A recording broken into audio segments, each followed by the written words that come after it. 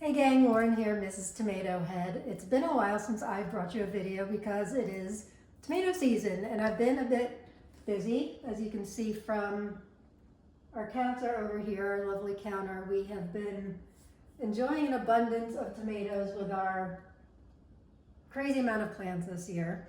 And so now it is August 10th and it is seed saving time. So I wanted to bring you a video on my process for saving seeds, and I've been saving a lot of seeds. Not because I sell them, I don't sell anything, but because I love trading and swapping with so many of you. And I don't know, it almost feels wrong to discard seeds. I mean, I love eating seeds. I love the seeds and goo and tomatoes, as you all know that have watched me before. But we're growing so many interesting and cool varieties this year that I want to share with you all. So I want to show you, I've been saving seeds for many years, and I wanted to show you my process. I have my camera guy here, AKA my son, Jake. Say hello, Jake. Hello. Show yourself. I don't want to. Okay. So it's a bit discombobulated. Let me tell you my process. So obviously we start with a tomato, but I also keep baggies of tomatoes that Rob and I have either, like, we've had a tomato tasting the night before and we didn't finish the tomato. I know, also sacrilege, but we taste a lot of tomatoes and sometimes we just can't finish the big ones. So I'll keep a baggie with, usually labeled, although this we just cut up for a tomato sandwich today. This is Zebra Ezel, one of our early favorites, and maybe not early favorites of the year, but I think it's going to be a contender for our end of season favorite taste off. Wonderful variety. Seeds came from Sean from Bounty Hunter Seeds. Highly recommend Sean and Bounty Hunter. Great vendor and company.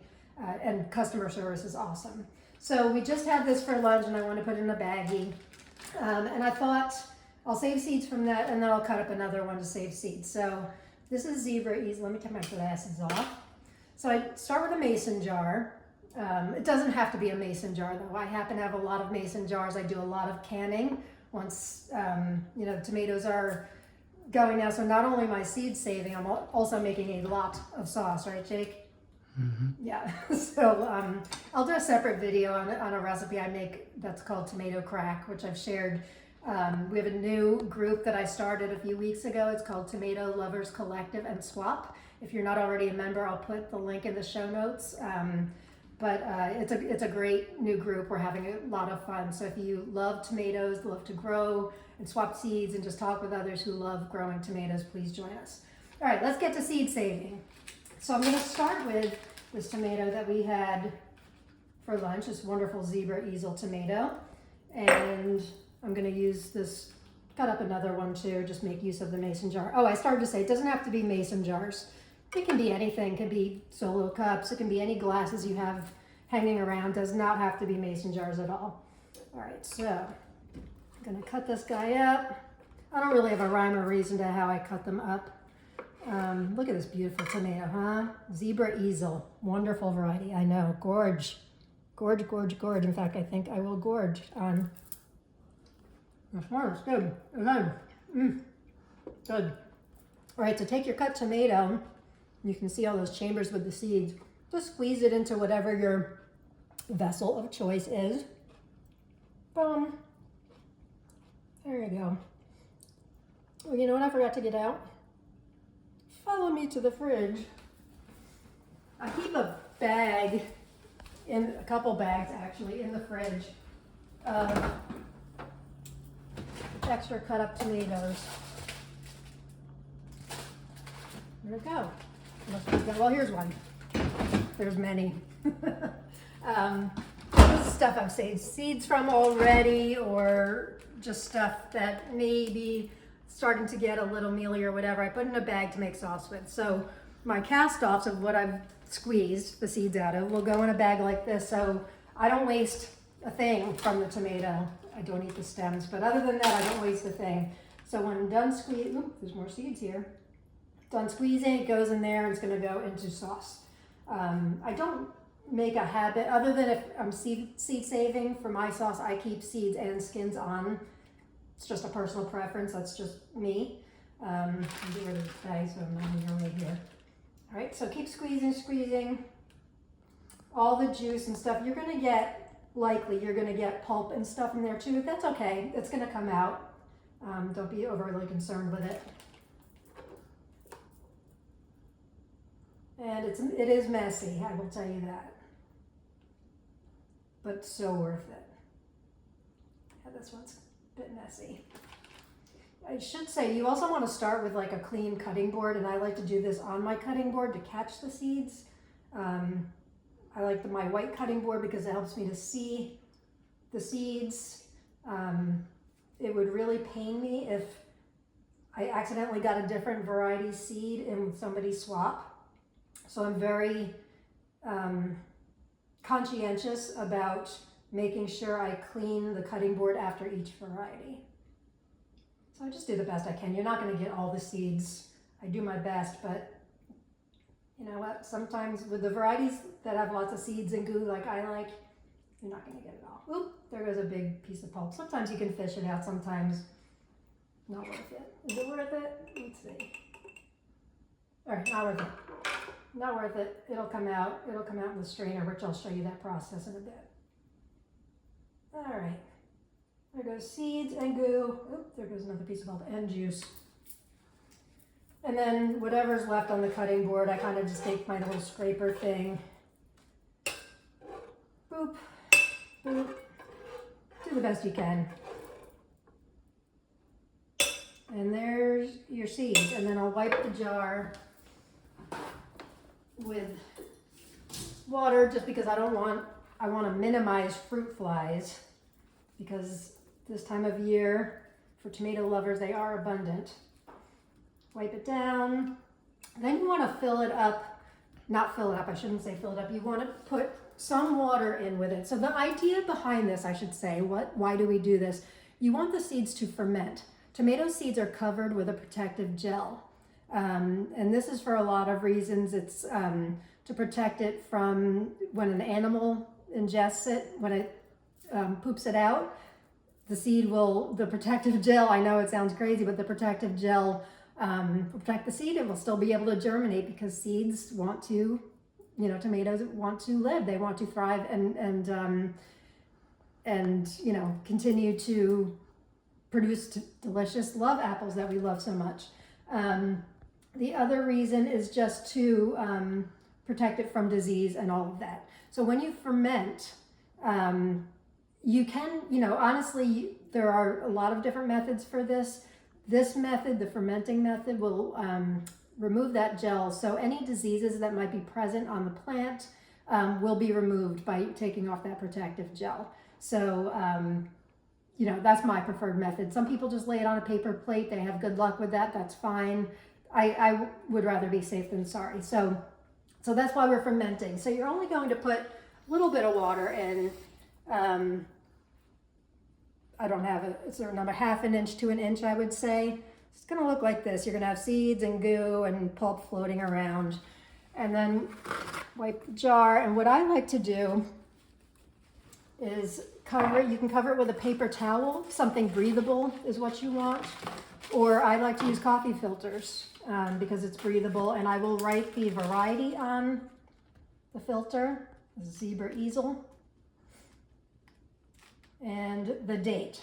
The date is important because if you do a lot of seeds like I do, and you can see the back counter here, this is just a small portion of what I've got going. You'll see downstairs in a bit, I have more rows of seeds fermenting at the moment. So put the coffee filter that's labeled on the jar, secure it with a rubber band. This keeps any bugs from flying in. And then this is gonna sit for 5 to 7 days. And once it does that, all right, so this is gonna go over here. And I usually try to keep them in date order. Once it does that, take this one. You're gonna get a jar. This has been sitting for 5 days. This is Curtis Cheek. I don't know if you can see, it is disgusting on top. Here's another one. This is Cherokee Purple from 5 days ago. It's gross. It will smell. This is what you want. Don't be afraid of it. This means that it's fermenting and it's a good thing. Now you want to shake the jar after the 5 days. and you're ready to start. You're ready to take them out of the jar. You're gonna rinse them, and we're gonna put them on a paper plate, which is what I like to use. Some people use coffee filters to dry it. So this is Curtis Cheek from 5 days ago. And I'm going to start by labeling my paper plate that I'm going to dry it on. Now I reuse my paper plates. So as you can see, I've had a couple other varieties that have been drying on here through the season. Cross those out, and I put Curtis Cheek. And then again, date it. I like to dry for 2 weeks. Some people do a week. I just like to do 2 weeks just to be safe. So today is August 10th. Okay, Curtis Cheek 810. So you're going to take, after your 5 to 7 days, take off the coffee filter, rubber band. I discard the coffee filter, keep the rubber bands, and you're left with this stinky mess. Some people scrape off the top. I don't bother because it comes out in the strainer, and that's where we're gonna go next. I've got this strainer, and if I think of it, I will put the link to, I got this on Amazon. It's the perfect size for this job for many reasons. You are going to, the gross stuff's gonna come out in the strainer. So we're just gonna dump this into the strainer. Gross, it smells, it does. And then you're just gonna swirl it around. When you swirl it around and push it down, that red stuff, all that pulp and stuff, that's gonna go right through the sieve. Just keep rinsing and rinsing and rinsing. And if anything doesn't come out, you can always pick it out.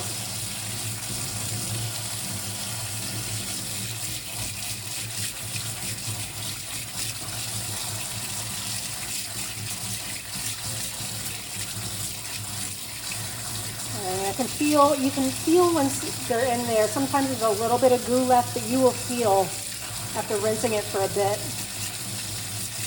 when it feels clean, when the seeds feel clean and these feel clean.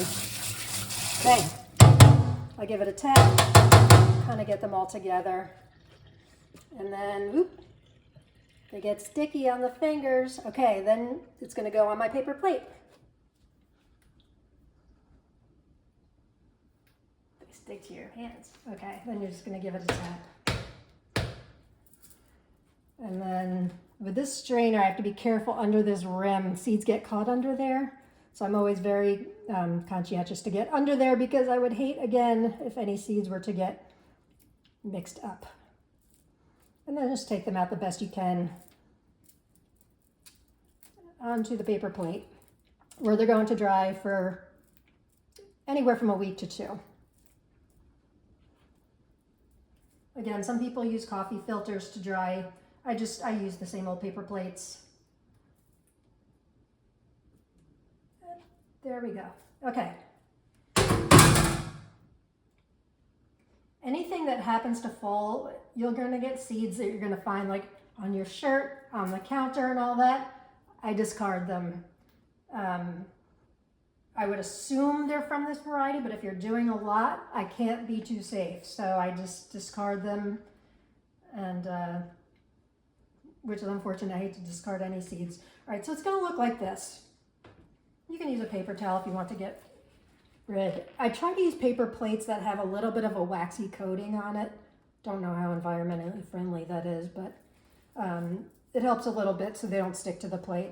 They're going to stick to the plate for the first couple days, I'm not going to lie, but let me show you what we're going to do. So I'm going to take this to my super duper drying room, AKA our pool table game room. Okay, come on, cameraman. Come on, Curtis Cheek Seeds. All right, my super scientific drying station. One of them, I should say. The guest bedroom has some, as does the basement. So this is where I've got seeds all drying. All these plates have different dates on them. I have some, these are from yesterday. You can tell they're a little bit more clumped up. You can see this, they're still kind of stuck to the plate. After a couple days, I wait a couple of days for them to get dry, and especially this time of year with humidity in your house, it may take a little bit longer for them to dry. If your house is humid, and we have air on some days and some days we don't, depending on the weather. So let me find one that's been drying for a few days here. How's this one? This is not really a couple days. Here's a good one. This is orange Rossellini. This has been drying for 5 days. You can see they're still kind of clumpy. So what you can do is after a couple days, and I do this, I should say, I do it, I like to do it over on this chair because sometimes the seeds fly and I don't want them to get onto another plate. And I like this chair because it's black and I can see whatever comes off. So I just kind of use my finger and kind of loosen them up if they need it. Sometimes they need it, sometimes they don't. And then I just take them in my fingers and loosen them up. Oh, hello, Rosie. Thank you. Thank you very much. This is Rory the Wonder Cat, star of the show. So you get the idea. You just loosen them up, and you can do this every couple days. They're going to clump together. It's just what happens. And so this is from 5 days ago. So this still has 9 more days left. All right, so you're gonna let them dry. And then my final step after they dry for 2 weeks, I'll take you down to my super duper labeling room, which is really like my basement slash grow room slash gross area. These are micro dwarfs that I still have to do seeds for. Some of them. I'm a crazy person, right, Jake? No comment. No comment. Follow me.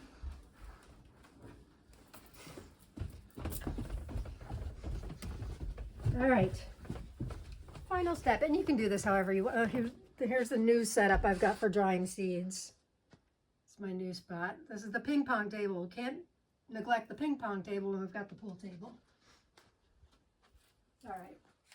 And here I've got more seeds fermenting and more microdwarfs that have to have seeds seeds saved. Okay. So this is a stack of plates that have all been drying for 2 weeks or longer. They're all labeled, and you know, I like to put them in clear envelopes. Totally personal preference on this one. This is just me. I like to be able to see very easily how many seeds I have of something. So when I promise somebody a variety, I can see offhand without having to open up a paper envelope. So I have a label. This is Uluru Ochre. It's from, looks like July 18th. I just label it Uluru Ochre. And then I put the year 2023, so I know when I collected those seeds. Put on the envelope. And then I always do it over this black thing again so I can see whatever rogue seed may be coming our way, or coming off the plate rather. Got it stuck in the plate here. Oh, there's a rogue seed. Where is he? Are you trying to be the star of the show again? And there you go. And there's the rogue seed. And there you have it. That is my seed saving process. Oh, I should show you. When you're done with the fermenting and it's drying, I don't know if you can get a close-up here, but the seeds are going to look kind of fuzzy. They likely will look a little fuzzy around the seed. That's a good thing. That means it's a really nicely fermented and dried seed. You able to get that, Jake? Kind A little fuzz around it. It might be, they're kind of small. It might be hard to see. I don't know if you can see them on here, maybe in my hand. You can see some of these have just a nice fuzz around them. That's a nicely fermented tomato seed. And that's it. So much of this is personal preference. Now, which plate did I take this from? Was it Candy Sweet? I think it was Candy Sweet Icicle. It must have been. I can't be sure. You know what? I can watch it back on the video and I'll know for sure. So I'll put them here for safekeeping. I almost threw that in the garbage.